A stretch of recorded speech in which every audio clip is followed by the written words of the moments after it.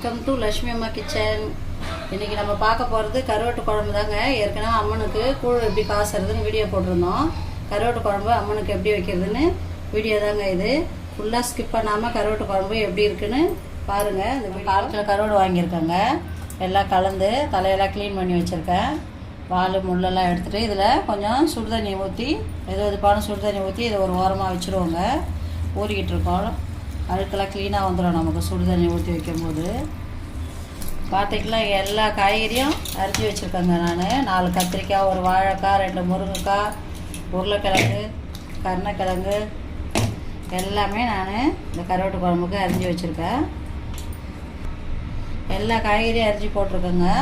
கருணக்கிழங்கு, வாழைக்காய், உருளைக்கிழங்கு, கத்திரிக்காய்னு. இதில் பார்த்திங்கன்னா மெயினாக தண்டு கீரை விற்பாங்க, இப்போ கிடைக்கல.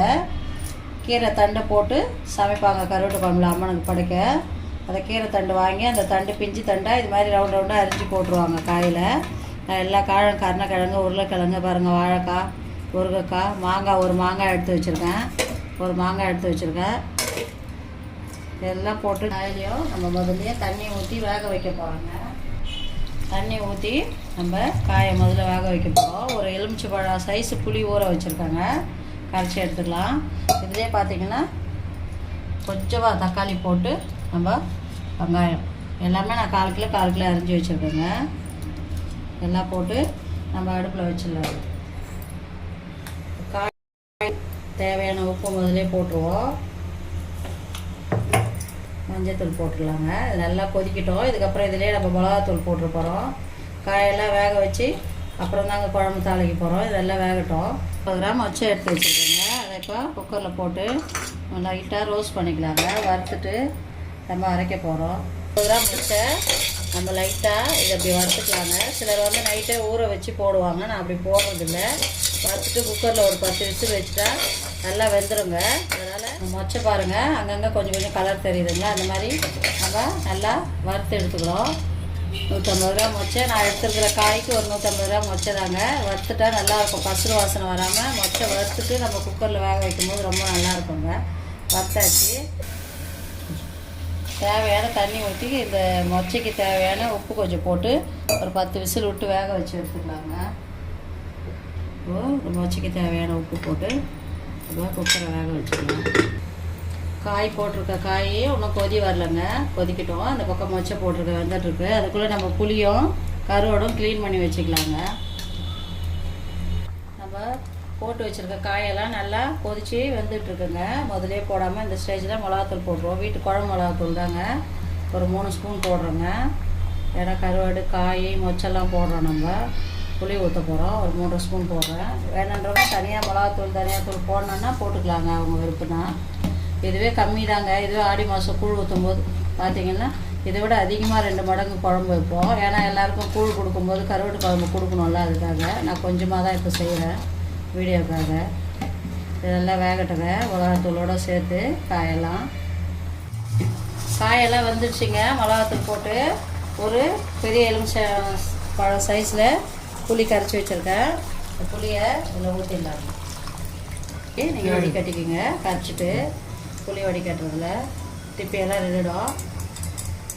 புளி ஊற்றி நல்லா கொதிச்சிச்சுங்க. நம்ம முதல்லையே மாங்காய் போட்டால் கரைஞ்சிடும். இந்த ஸ்டேஜில் தான் போடணும். பாருங்கள், நான் கொஞ்சம் பழுத்த மாங்காவாக எடுத்திருக்கேன். செங்காயாக இந்த மாதிரி மாங்காய் போட்டு நீங்கள் செய்யுங்க, சூப்பராக இருக்கும் கருவாட்டு குழம்பு. இனிப்பு புளிப்பு எல்லாம் சேர்ந்து மாங்காய் இதில் போட்டுடலாம்.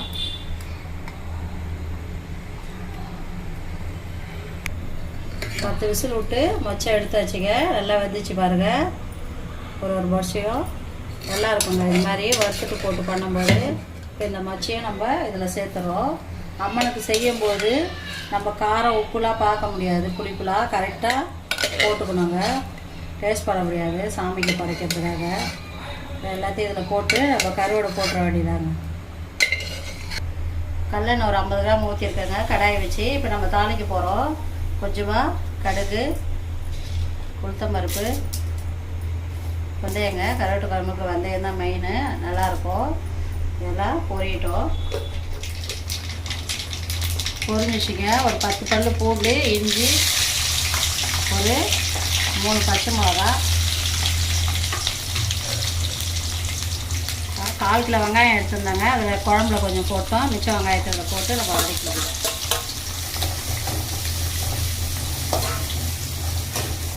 வெங்காயம் தக்காளி வதங்கினா நம்ம எடுத்து குழம்புல ஊற்றிட போகிறோங்க. அவ்வளோதாங்க.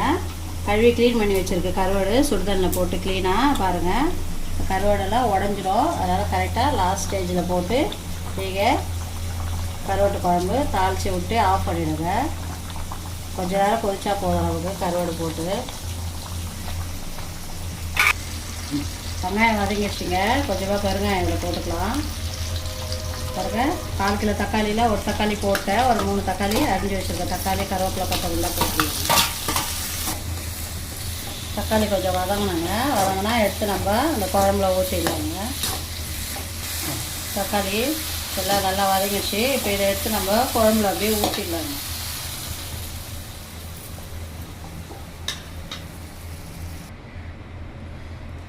குழம்புல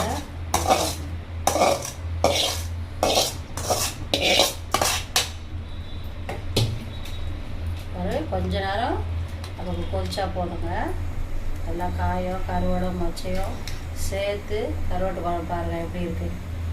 எல்லாம் 5 நிமிஷம் கருவாடும் அந்த மொச்சை மாங்காய் எல்லாம் போட்டு ஒரு 5 நிமிஷம் கொதிச்சா போதுங்க. நம்ம தாளிப்பு போட்டு கொஞ்ச நேரம் கொதிச்சா போதும், ஆஃப் பண்ணிடலாங்க. நம்ம தாளித்து 5 நிமிஷம் ஆகிடுச்சிங்க. அவ்வளோதாங்க. கருவாட்டு குழம்பு சூப்பராக ரெடி ஆகிடுச்சிங்க. கொத்தமல்லி தழை தூவி இறக்கிட வேண்டியதாங்க. ஃபுல்லாக இந்த மாதிரி காயும் மொச்சையும் போட்டு தாங்க அம்மனுக்கு கருவாட்டு குழம்பு வைக்கணும். எப்படி இருக்குது பாருங்கள். அந்த கருவாடுலாம் நமக்கு முழுசாக இருக்கணுங்க, கரையக்கூடாது. கரைஞ்சி உடஞ்சிடும். அது பாரு இருக்குது பாருங்கள். அதனால தான் லாஸ்ட்டாக அந்த மாங்காய் கருவாடுலாம் போடுறது. இது மாதிரி காய் இருந்தால் தான் கூழ் குடிக்கும் போது காயெல்லாம் கடித்து கருவாட்டு குழம்பு சாப்பிட முடியும். நிறைய பேர் கொடுக்கணுன்னா இந்த மாதிரி நீங்களும் ட்ரை பண்ணி பாருங்கள். சூப்பரான கருவாட்டு குழம்பு வச்சு காமிச்சிருக்கேன். நீங்கள் காரம் உப்பு புளிப்புலாம் நம்ம தோராயமாக போட்டு தான் சமைக்கணும். ஏன்னா எச்ச பண்ணக்கூடாது அம்மனுக்கு சமைக்கும் போது. ரொம்பவே சூப்பராக இருக்குங்க கருவாட்டு குழம்பு. இந்த வீடியோ பிடிச்சிருந்தா லைக் பண்ணுங்கள், ஷேர் பண்ணுங்கள், கமெண்ட் பண்ணுங்கள். லட்சுமி அம்மா கிச்சனுக்கு மறக்காமல் சப்போர்ட் பண்ணுங்கள், சப்ஸ்கிரைப் பண்ணுங்கள். தேங்க்யூ.